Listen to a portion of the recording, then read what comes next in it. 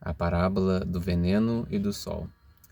O reino dos céus é semelhante a uma casa onde mora uma família, um pai ancião muito sábio, uma mãe conselheira e 3 filhos.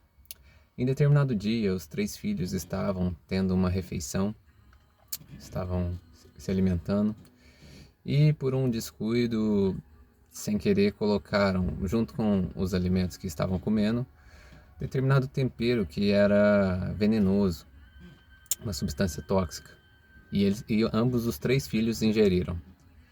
E no desespero, os 3 filhos então procuraram seu pai para saber o que poderiam fazer a respeito, pois aquela substância geraria neles chagas mortais que em poucas semanas levariam todos à morte.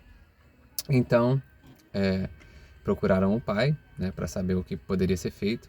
E o pai, que era um ancião muito sábio, um naturopata, conhecedor de curas medicinais, enfim, disse para eles o seguinte, que havia uma possibilidade de tratamento, mas que se eles não tratassem, dentro de poucas semanas, eles faleceriam daquela chaga mortal provocada pelo veneno que haviam consumido.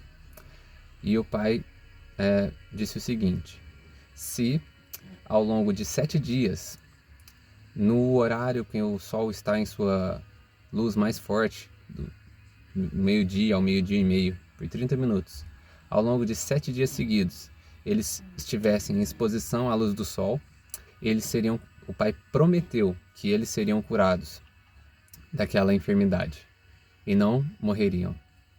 Então, os 3 filhos, na primeira semana, começaram a ficar no sol nesse período, do meio-dia ao meio-dia e meio.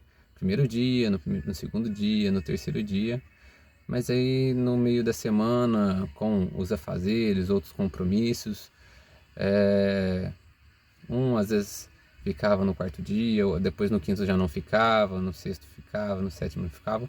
E ao longo da primeira semana, nenhum dos 3 filhos haviam ficado 7 dias seguidos na exposição do sol, nesse horário do meio-dia ao meio-dia e meio.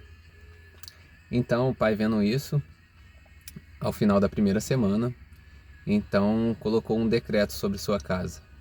Ele então fez uma lei para seu lar e entregou aos seus 3 filhos e declarou que no período das 11 da manhã a 1 hora da tarde, os filhos estavam proibidos de ficar dentro de casa.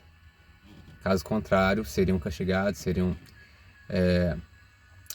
apanhariam, né, se descumprissem aquela lei que ele estava colocando para dentro de casa, para o seu lar.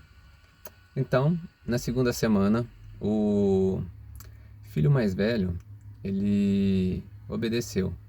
Ele não ficou dentro de casa nesse período dos 7 dias, porém, ao invés dele ficar na exposição do sol, ele ficou assentado à sombra de uma árvore, ainda que fora de casa, obedecendo à lei do pai.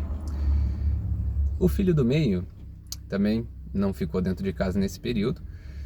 Aí no primeiro dia ele ficou em exposição ao sol, no segundo também, mas no terceiro dia já ficou à sombra também de uma árvore.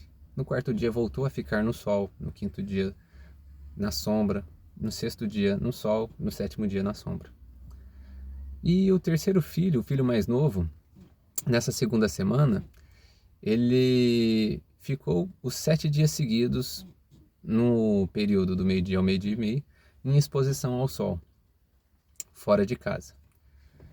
Então, terminou-se a segunda semana, e na terceira semana, os 2 filhos mais velhos vieram a falecer daquela chaga mortal provocada pelo veneno. Mas o filho mais novo sobreviveu. Então, qual que seria o significado dessa parábola?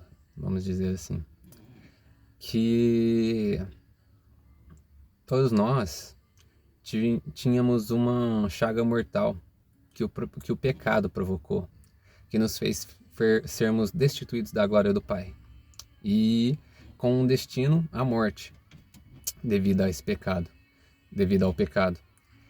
E algumas pessoas, hoje em dia tem uma grande discussão a respeito da lei, da graça, até que ponto devemos obedecer, até que ponto a graça nos salva, e hipergraça, não precisamos fazer nada. Então vamos lá. O primeiro filho, o filho mais velho, é como representam, por exemplo, os judeus, que eles procuram obedecer à lei por completo, só que a ausência deles ao sol da justiça, que é Cristo Jesus. Então, pois de nada adianta obedecer à lei sem a exposição ao sol da justiça, que é o único caminho de salvação. O segundo filho, que é o filho do meio, representa um cristão imaturo, um cristão que até determinados momentos está em exposição ao sol da justiça, né? Mas ele não é perseverante, não é constante, né? Então ele acha que ele pode fazer o que quiser da vida, não precisa estar em obediência, apenas por ser cristão ele já será salvo, não precisa ficar os 7 dias. Ele acha que o pai vai entender porque que alguns dias ele não está em exposição ao sol, mas por ele ter ficado em exposição ao sol, por ser cristão, ele acha que vai ser salvo. E o terceiro filho é um cristão que, além dele ser cristão, que testemunhar a Cristo, reconhecendo como seu Salvador, ele obedece aos mandamentos. E ele é constante, perseverante. Quando a gente vê lá em Apocalipse 12, no versículo 17, a gente vê que o dragão se ira e vai fazer guerra a um povo. E quem que é esse povo? A palavra vai falar que são os que guardam os mandamentos de Deus e têm o testemunho de Jesus Cristo.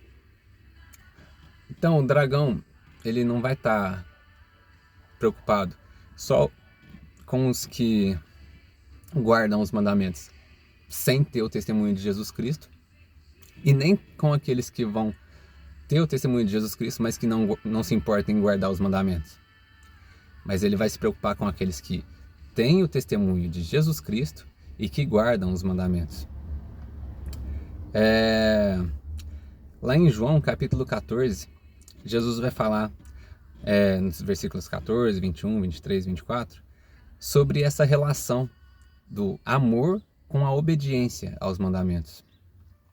Ele vai falar que se vocês me amam, vocês vão obedecer aos meus mandamentos. Aqueles que aceitam os meus mandamentos e lhe obedecem são os que me amam. E quem não me ama, não me obedece.